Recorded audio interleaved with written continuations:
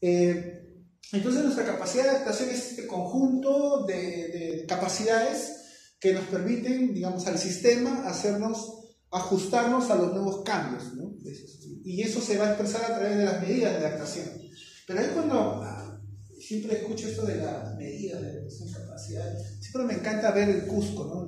Este tipo de cómo ellos domesticaban las plantas, adecuaban las plantas a diferentes pisos ecológicos, humedades, temperaturas, en zonas muy específicas encontraban diversidad de condiciones y las adaptaban, ¿no? Entonces es interesantísimo cómo eso de la capacidad de adaptación es milenario, ¿no? Hay una más que no la tengo acá, la hice en la presentación anterior, no sé si se acuerdan, les puse Tipón. ¿Recuerdan Tipón? Los andenes. Los andenes y cómo ellos trasladan el agua, la traen desde no sé dónde y la empiezan digamos, a distribuir justamente en lugares donde no hay, pero también buscando determinadas condiciones de nichos climáticos para introducir determinados productos y generar su gran almacén de alimentos y dominar las sociedades a través de antes digamos, no como la Echea, que con la enamorada nos enamoraba por el estómago, ¿no? Entonces, los incas conquistaban por el estómago, ¿no? Con el dominio a través de la papa, ¿no? Por un producto imperial con el cual se daba garantía a la seguridad alimentaria, ¿no?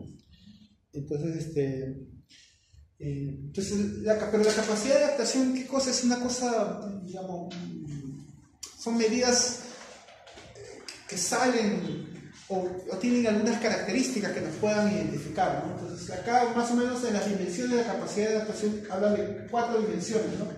Los conocimientos, la tecnología, las instituciones y la economía, ¿no? Bueno, vamos a ver cómo los conocimientos, o sea, es lo que estábamos hablando, ¿no? Cómo los gringos todo el tiempo están leyendo la temperatura, están leyendo el comportamiento del clima, ¿no? Y están tomando decisiones en función de esa lectura. Acá, en cambio, nosotros vivimos, como dicen los loretanos, a los friajes ni caso le quieren hacer, pero después los enferman, ¿no? Y acá igualito, ¿no? Por ejemplo, en Suiza hace mucho más frío que acá, pero ahí la gente no se muere por el frío. En cambio, aquí la gente muere por el frío. En Puno, en el sur, las tasas promedio de muerte por friaje, tanto en animales como en personas, es alto. Pero como son datos estadísticos promedios, entonces aceptamos la muerte producto de la baja temperatura, ¿no? Entonces, pero no estamos tomando una lectura inteligente sobre el clima y estamos ofreciendo una forma de vivir en esas condiciones, ¿no? Abrigándonos mejor, alimentándonos mejor, tomando una serie de medidas, ¿no? Igual la tecnología, ¿no? Cómo la tecnología nos va a permitir, por ejemplo, desarrollar un entendimiento mejor del clima y poder interrelacionarnos, ¿no? Por ejemplo, acá te pone el tema de los embalses, las irrigaciones, estas no sé si han escuchado, las amunas en la selva, las amunas, ¿no? Las lagunitas que se generan. Por ejemplo, es impresionante en zonas de Puna ver esos espejos de agua con un nivel de árboles, ¿no? Que te generan un microclima favorable para reducir el impacto de las heladas, ¿no? Donde tú ves que hay estas lagunas y los árboles donde ha habido cosecha, la helada no entra. Pero donde ves que está todo seco, no hay agua, no hay vegetación, la helada entra como gas tóxico y quema todos los cultivos, ¿no? Entonces, ¿cómo hacían los antiguos, ¿no? ¿Cómo administraban eso, ¿no? Ahora en la sierra agarran cuando hay heladas ¿sí? Queman llantas, lanzan fuegos artificiales, ¿no? Para espantar las heladas, dice, ¿no? Yo me acuerdo que la última vez que fui a Quito me regalaron un palito, ¿no? Que cada vez que yo lo bajo, hace un sonidito así, lo subo y me gustaba, ¿no? Y me dicen, oye, pero ese se llama lluvia, ¿no? Estás llamando la lluvia. Entonces, ¿qué tipo de tecnología vamos a usar para, digamos, afrontar estas condiciones de respuesta del cambio climático a través de la exposición y reducir sus efectos, ¿no? Las instituciones, claro, qué distinto era hablar de cambio climático cuando no había Ministerio del Ambiente, por ejemplo, ¿no? ¿Cómo se hablaba en ese tema cuando no había Ministerio del Ambiente? ¿Qué cosa era? No había el tema no había, por más que es un tema, digamos, que viene más atrás. Yo siempre digo, si nosotros el problema no lo conseguimos con la palabra, el problema no existe, ¿no? Si no tenemos una palabra que refiera a algo llamado cambio climático, nosotros vamos a ignorar el cambio climático. ¿Por qué crees que, bueno, siempre estamos filmados y censurados por la filmación, pero Donald Trump en los proyectos de USAID ha prohibido el uso de la palabra de cambio climático? Porque él dice que no hay cambio climático. Y como no hay cambio climático, nadie puede usar la palabra cambio climático. Usa temas ambientales, atmosféricos, lo que tú quieras, pero cambio climático como tal, como palabra, no puede haber porque eso no existe. Una cosa es variabilidad climática, eventos extremos, desastres, y otra cosa es calentamiento global y cambio climático. No hay calentamiento global, no hay cambio climático.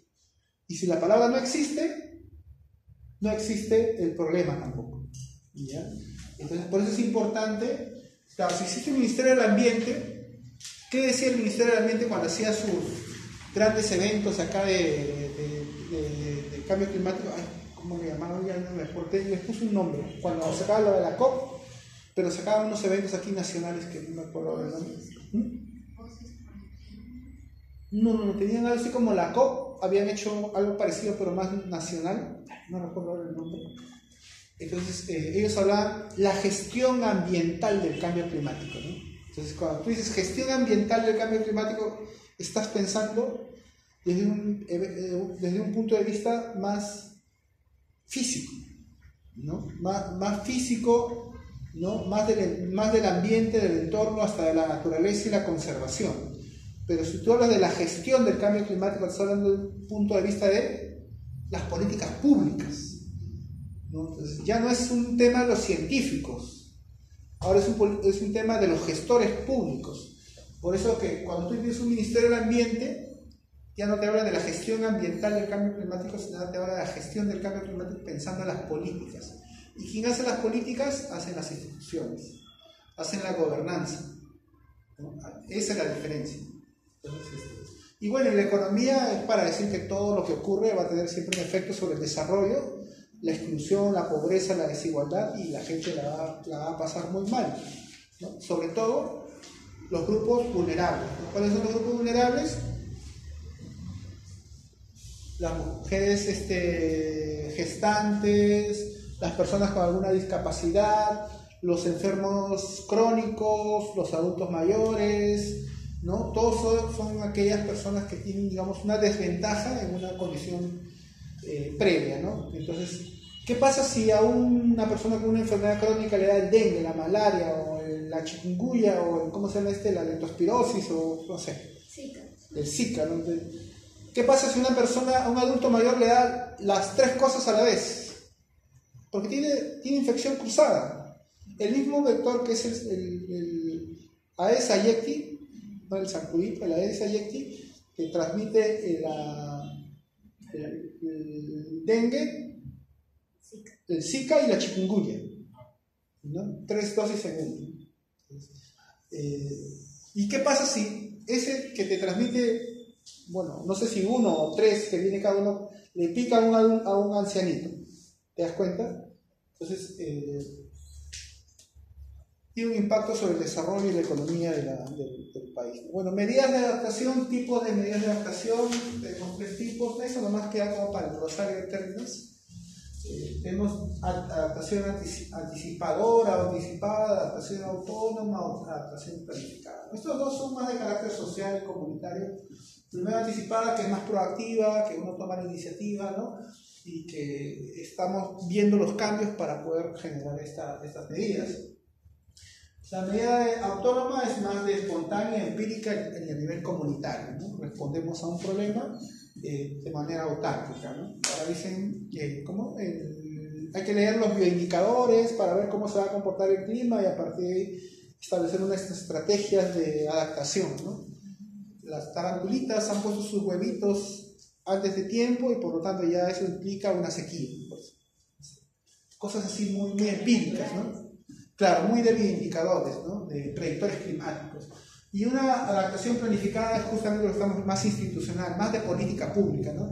Ahora tenemos ¿cómo se llama? La ley del cambio climático, ¿cierto? Tenemos una ley que todavía no ha sido reglamentada, ¿no? Pero que lo que busca es incorporar la adaptación, el cambio climático en los proyectos de inversión pública, ¿no? Eso va desde el desarrollo de una política, ¿no? O esta política que tenemos ahora, ¿cuál es? ¿Cuál es? La ultimita, como dice Lala Chimbó, la fresquita, la de las bolsas, ¿no? Porque las bolsas están contaminando el mar, están afectando también el calentamiento del sistema producto de todo este desorden que es generado, ¿no? Entonces, ¿quién toma esa medida? El Ministerio del Ambiente, ¿no? Es una política, ¿no? Pico y placa, otra política, ¿cierto? Eso nos gusta mucho, ¿no? Pero ahí vamos. Pero los plásticos sí, mira, eso sí, en Iquitos, en la selva tú vas y ves plásticos. Nadando, ¿verdad? Sí, es increíble. La gente tira en los ríos. Sí, es impresionante. Las embarcaciones comen, la gente tira, no y ¿sabes? Eso no es un problema de los plásticos, es un problema de educación, ¿cierto? Todo ese problema es un problema de educación. La gente agarra acá mismo con alcohol. Es increíble la falta de conciencia del civismo que tenemos como personas, ¿no? Entonces es increíble. Pero entonces tenemos que correlacionar para nuestro buen entender cómo se va a dar esta reducción de la vulnerabilidad a través de las medidas de adaptación. Tenemos la exposición y sensibilidad que, digamos, van a encerrar este potencial impacto que va, digamos, a aumentar, a afectar o a incrementar la vulnerabilidad del sistema, pero en contrasentido también la capacidad de adaptación va a resistir el potencial impacto, va a neutralizar este efecto, ¿no? Entonces, la capacidad de adaptación va sobre la reducción de la sensibilidad y va a encerrar medidas de adaptación. La capacidad de adaptación se expresa en la acción, en medidas de adaptación. Pueden ser medidas anticipadas, autónomas, políticas. Por ejemplo, ¿no? El tren eléctrico es amigable con el ambiente, no genera gas de efecto invernadero como lo hace el parque automotor, ¿no? Los chatarras que están tirando su monóxido, ¿no? Todo, como tú ves, ya me gusta Iquitos, ¿no? Está en mis ejemplos, ¿no? Ves, antes yo iba a almorzar en un restaurante que se llamaba, no me acuerdo, que se cayó ahora, se ha caído por no, esa es una discoteca. Hay un restaurante del Frío del Fuego que ese está en el, pero eso no, este está de la ya me olvidé el nombre. Y era uno bien alto enclavado en el río, y bueno, con pilotes y se cayó. Este sí está flotando, es una balsa. Pues es una casa, ¿no? Entonces vemos que, bueno, aquí, esto es bien interesante como tú puedes ver que ellos pueden estar en el río y, digamos, están perfectamente armonizados con el entorno. Pero así como los ves ahí, puedes entrar a Belén y encontrar casas dentro del río de concreto, ladrillo, ¿no? O sea, ¿cómo metes cemento a todo esto? ¿No? Entonces, no va con el entorno, pero la gente como siempre piensa que el cemento, los ladrillos te hacen más pudiente, entonces mete ese tipo de material dentro del río. Un buen día eso va a caer, ¿no? Con todos ellos adentro, pero no es, o sea, si tú consideras que los pobres son los que viven en madera y dentro del río, es más absurdo meter concreto dentro del río con todos los remojos y la salinidad que eso pueda tener en el entorno. En algún momento dado va a pasar la factura a eso, ¿no? Y además, por último, hasta paisajísticamente es horrible meter concreto dentro del río, ¿no? Es más lindo tener estas cosas bien hechecitas o flotando, precioso, que estar teniendo las cosas ahí terribles.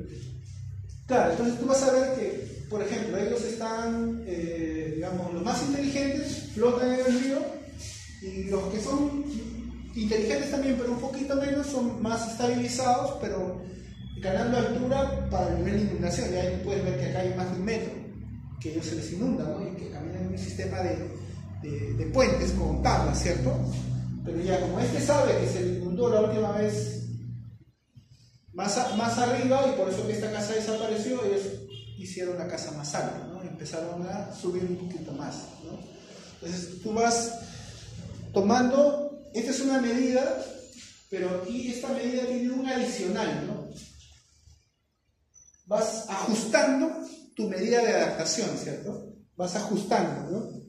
Claro, este de acá no tiene ningún problema a donde lo lleve pero este sí tiene que ir leyendo el comportamiento de las últimas inundaciones, que allá no son extremas, porque cuando se inunda un montón, pero tan despacito que hay todo el tiempo de evacuar o de hacer ¿cómo le llama? A los caminos que hacen con las tablas. Ya, puentes, pero también le llaman... Sí, puentes. Puentes, son caminos... Que ellos también elevan la rasante. ¿Qué quiere decir que elevan el piso? O sea, dicen sí, levantamiento rasante, sí. Desmonte y hacen... Sí, tú cuando vas por ahí vas a encontrar, por ejemplo, ves la casa acá y caminas por una vereda por acá, ¿no? Pero metes la cabeza por debajo y acá vas a encontrar todo este hueco. Y entonces, ¿qué encuentras acá? El agua emposada, la basura. Y el olor del agua emposada con la basura, eso es fuerte, ¿no? Claro, pero la gente está acostumbrada, pero sí para uno es chocante, ¿no? Y claro, ahí la cantidad de... Ahí no es tanto el dengue, sino la malaria, ¿no? La malaria es más comunitaria, ¿cierto? Es el zancudito que está afuera y el dengue es el que está dentro de casa, ¿no? Bueno, en realidad ahí, aparte de las enfermedades de vectores, es la contaminación por desagües. Claro. Porque ellos tienen el baño ahí cerca, ahí cocinan, y los niños se bañan ahí. Sí. En esa agua. Sí. Calleras, cenas. ¿Tú conoces Prolongación Buenos Aires? Hacia Pinchana. No. Mira, yo he visto de todo, ¿no? Pero lo que más me impactó fue que está todo lo que te explicas, pero más la salida de los residuos del hospital, creo del seguro social, ¿no? Tiene todo su desagüe, sus cosas de residuos de hospital. O sea, ya, tirar basura es una cosa, tirar desagüe es una cosa, pero ya tirar residuos de hospital ya es otra. Ya es too much, ¿no? Demasiado, pero bueno, todas esas cosas tú lo puedes ver ahí. Entonces, bueno, acá algunos ejemplos de medidas de adaptación. Vamos a ver, por ejemplo, qué se puede adoptar a nivel de edad, granizadas, sequías, inundaciones, desertificación, pérdida de recursos hídricos, pérdida de recursos genéticos, y a nivel de, por ejemplo, algunos, como un checklist, ¿no? A nivel de sistema de alerta temprana, gestión integral de cuenca, de ordenamiento territorial, de agroecología, seguridad alimentaria, que es importantísimo, fortalecimiento organizacional e institucional, conflictos, cambio climático, conflictos por recursos hídricos, al final trae problemas entre comunidades, y todo el tema de capacidad, ¿no? Capacidad de afrontar, de evacuar, los niños, por ejemplo, yo me quedo impactado, ¿no? Con esos periodos de inundación, los pequeñitos están ahí en el puente, que son como veredas de tablas, y ¡pum! Se caen al agua, ¿no? Y yo me caigo y de ahí ya no salgo, ¿no? Pero cae y regresa como si nada.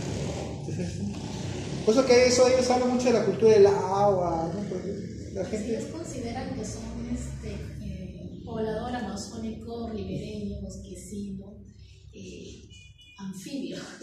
Sí. Ya en los estudios se determina más o menos de eso. Sí, tienen esa concepción, pero digamos ahí hay... El agua para ellos es su medio de transporte, su medio de aseo, su medio de alimentación, sí, y recreación. Sí, es un medio de vida, pero es un medio de vida que es insalubre, ¿no? Que afecta a su salud, y que justamente mucho, por ejemplo, de lo que llamamos la desnutrición, ¿no? Esas enfermedades, sí, está relacionado justamente con la calidad del agua. La parasitosis está relacionada con eso, ¿no? Sí. La desnutrición, la anemia, ¿no? Justamente tiene que ver más que con el acceso al alimento, con la calidad del agua, con la calidad del saneamiento, ¿no? También vamos a tener en cuenta que en ese contexto de vulnerabilidad, por ejemplo, tenemos que tener en cuenta el enfoque de género, las mujeres, ¿no? Y una alta dependencia de los recursos naturales, hablando del agua, sobre todo los niños. Como que el agua es un medio de vida, ¿no?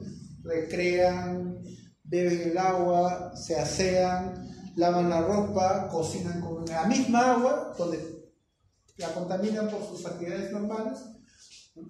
Movilidad limitada, cuando no hay trabajo, los hombres vuelan por todos lados, las mujeres, bien, ahora que vino me acuerdo mucho de la crisis del petróleo, un montón de loretanos estuvo por acá en Lima, y sus señoras, bien, o sea, el hombre se va a donde tenga que ir, ¿no? Las mujeres tienen que quedar a cuidar a los hijos, la casa, ¿no? Y después vienen los celos, la violencia, los feminicidios, que todos vemos. Ya apago la televisión cuando veo eso, ¿no? Pero la mujer es la que mejor conoce el entorno, ¿no? Sobre todo las mujeres en el ámbito rural conocen mejor, digamos, cómo están distribuidos los recursos naturales y cómo hacen la gestión de esos mismos, ¿no? Y ahí demuestran un nivel mayor de capacidad de adaptación. Esta, por ejemplo, es una foto de una señora que tiene unos biohuertos ahí en los Delfines, a la salida de, como llaman, para Barial, ¿no? Sí, me encantó porque habían hecho su biohuerto y hacían el ají charapita, y los restaurantes cómo compran el ají charapita, ¿no? Entonces, su negocito ahí, bueno, ¿no? Igual con el tema de la exclusión, ya hemos hablado, eso lo mencioné, el tema de los adultos mayores, de los niños. Cuando ahí el ambiente es adverso, los padres pues en la sierra todavía cogen a los niños, los dejan de mandar a la escuela, los ponen a trabajar, y también además aquí en la ciudad un poco menos, porque es más visible eso, pero eso todavía ocurre, ¿no? Afectas a población que está siendo más vulnerable aún. Yo me acuerdo con el niño costero que destruyó un montón de colegios. Se tuvo que hacer colegios así improvisados, transitorios para los chicos, y encima hay un paro de profesores. O sea, encima que los niños están golpeados porque sus colegios han sido destruidos, sus casas han sido destruidas, los profesores se les ocurre hacer un paro, lloviendo sobre mojado, ¿no? Entonces castigas a la gente, ¿no? Piensa un poco, ¿no? ¿En qué daño vas a generar? No estoy en contra de los paros, para nada, ¿no? Pero entonces tenemos, bueno, la vinculación del tema de vulnerabilidad con nuevos conceptos como la gestión del riesgo. Creo que eso he hablado bastante. Aquí la gestión del riesgo con el cambio climático son como dimensiones del desarrollo, ¿no? Es más, la gestión del riesgo podría ser perfectamente una medida de adaptación al cambio climático, ¿no? El desarrollo obviamente genera la emisión de gases de efecto invernadero y tiene un efecto directo sobre el calentamiento global o lo que llamamos cambio climático antropogénico. Y el clima y su variabilidad va a expresar estos fenómenos meteorológicos climáticos que, impactados con la vulnerabilidad, va a generar los riesgos de desastre, ¿no? Y de aquí salen los impactos hacia el desarrollo, ¿no? Acá lo vamos a ver un poco mejor. Entonces vemos el impacto, que es el riesgo que va a tener impacto sobre digamos, la sociedad, las medidas de adaptación, la gobernanza, va a ser que la vulnerabilidad, la exposición y el riesgo se aumenten, o tener un efecto también sobre la capacidad de adaptación de este estímulo, que es el clima, ¿no? Entonces la capacidad de adaptación está más por esta vía, y por esta vía, claro, el tema de las emisiones y el calentamiento global va a tener un efecto o una causalidad sobre el modelo de desarrollo, ¿no? ¿Cuál es el modelo de desarrollo que vamos a seguir? Vamos a seguir avanzando sobre el cambio de uso de suelos, no solo por el tema de la selva, ¿no? Que introducimos deforestación o el arroz, ¿no? La minería, o acá en Lima. En Lima anda, busca un área verde acá en Lima, un parque grande, no tienes. O sea, bueno, el parque de la reserva, pues después el resto de la ciudad no tiene, no hay áreas verdes, ¿no? Es tanto así que la feria del libro se hace en el parque de Matamula, imagino. No, tiene otro nombre, pero es un nombre antiguo de Matamula. Aquí, como el modelo de evaluación para lo que es cambio climático, sobre todo pensando en la lógica de vulnerabilidad, varía un poquito, ¿no? En la medida que han ido avanzando los informes especiales del IPCC, han habido diferencias. Estos son el clima, entendido como estrés, que afecta el estado del sistema, ¿no? Y que esto sufre un daño, ¿no? Mientras que acá podemos ver el tema de la exposición, la sensibilidad, la capacidad de adaptación y afecta, digamos, aumenta la vulnerabilidad. Pero aquí este mismo esquema, pero hemos incorporado el tema del peligro, ¿no? Cómo el peligro va a generar un efecto sobre la exposición, la vulnerabilidad, el impacto y el aumento de la vulnerabilidad y el riesgo que va a generar esos elementos, ¿no?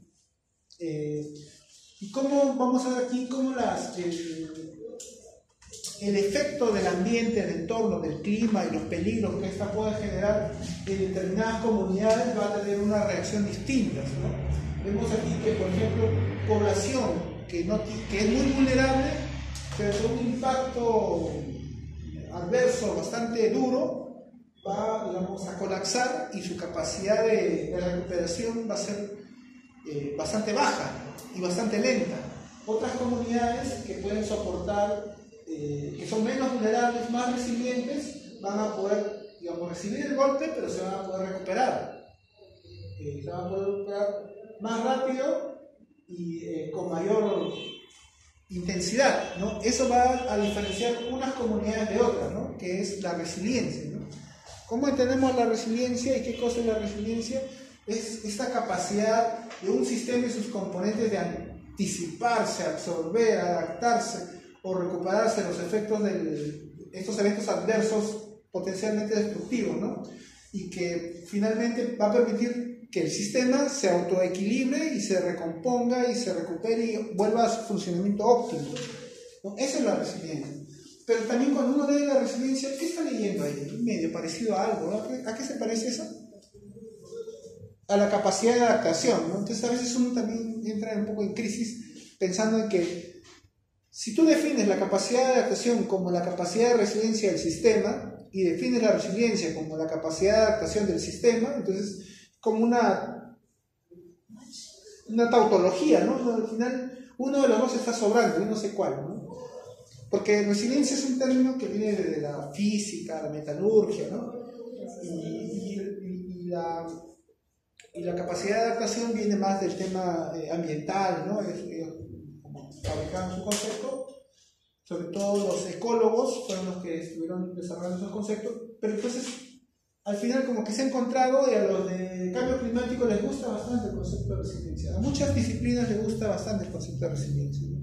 A los psicólogos, a los economistas, a los ingenieros que han incorporado el concepto de resiliencia en la ingeniería, ¿no? Pero digamos, aquí digamos, hay un match con el tema de la resiliencia. En este informe se adoptó el tema más directa al tema de la resiliencia, pero cuando uno lee la definición está muy relacionada con la capacidad de adaptación, ¿no? Entonces, igual, la vulnerabilidad tiene una relación, digamos, también no muy, ¿cómo se dice?, estrecha con la resiliencia, ¿no? Mientras eres más resiliente, eres menos vulnerable, ¿no? Y si tienes más capacidad de adaptación, también eres menos vulnerable. Entonces, las comunidades desarrollan esta capacidad como medida de confrontar, responder a la vulnerabilidad, ¿no? Para reducir su vulnerabilidad. En este caso, en el caso de la adaptación, uno se adecúa, ¿cierto? Uno se adecúa, ¿no? En cambio, la resiliencia es más tu fortaleza para afrontar momentos difíciles de crisis, ¿no? Acá es cómo va cambiando el clima y sus adecuaciones, pero acá es cómo vas a hacer para afrontar una sequía, por ejemplo, o un periodo de estiaje prolongado, ¿no? Por ejemplo, en la agricultura se usa los ensilados, los cenificados. ¿Para qué es eso? ¿No? Para guardar alimento para el ganado. ¿Te das cuenta? Entonces tú tienes, ese es un conocimiento, digamos, de los campesinos o de los agricultores o los productores para soportar periodos adversos y totalmente duros de periodos de estiaje que se puedan presentar, ¿no? Entonces es importante que esas capacidades también se puedan de manera natural existir en las comunidades o también desarrollarse, ¿no? Por aquí algunos ejemplos de cómo se entiende una comunidad vulnerable, una comunidad resiliente. El primero es, el desastre sorprende a la comunidad, ¿no? En cambio, en una comunidad resiliente, la comunidad cuenta con un mecanismo de alerta temprana para tomar medidas adecuadas ante la ocurrencia del peligro, ¿no? O sea, tú tú estás leyendo el entorno, ¿no? Yo aún en comunidades así, en punas, no sé cómo llamarlas, cuando estás con el campesino, siempre te dice en la puna, a lo lejos, donde no hay nada, te dice, mira, ya vienen 2 personas. No veo nada. Sí, uno es un hombre y una mujer, y el otro está cargando un bebito. Comunidades que desarrollan, se integran en el entorno, ¿no? Y otros que simplemente han olvidado cómo es vivir con el entorno, ¿no? Y leer y adecuarse y jugar con el medio en el cual está viviendo, ¿no?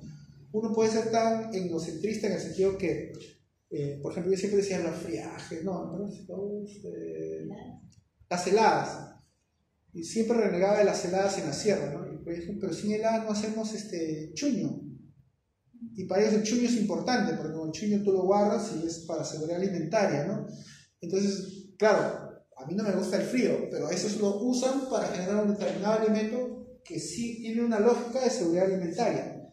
Entonces, el frío puede ser negativo o puede ser una oportunidad, depende de lo que tú hagas con eso, ¿no? Es un poco lo que marca el derrotero de una comunidad resiliente, ¿no? ¿Cómo se evalúa la vulnerabilidad? ¿Cómo vamos a evaluar, ¿no? La vulnerabilidad, hay que hacer una evaluación de vulnerabilidad. No es como, digamos, algo tan cuantitativo, ¿no? Que vamos a medir, ¿no? O sea, es muy vulnerable o poco vulnerable, ¿no? En gestión de riesgo sí, la vulnerabilidad se mide de manera, digamos, como regla, ¿no? Pero el cambio climático es más un análisis holístico, ¿no? De entender la mecánica de cómo funcionan los mecanismos de vulnerabilidad y qué tan susceptibles somos ante los impactos, porque los impactos, como hemos dicho, pueden ser negativos o pueden ser positivos. No es blanco o negro, ¿no? No es el semáforo que está en rojo, que es muy crítico, o en verde, que es nada crítico, ¿no? Sino hay que leerlo en función del contexto, es situacional. ¿Cómo dijimos? La helada en la sierra, por un lado puede ser negativo, porque incrementa las iras, pero por otro lado la gente lo utiliza para generar un producto de seguridad alimentaria. Entonces, hay que ver, digamos, de qué forma vamos a mensurar un acontecimiento en particular. Puede tener incluso los dos aspectos negativos y positivos a la vez, ¿no? Entonces, no es tanto como cuantificar o medir o coger una regla, ¿no?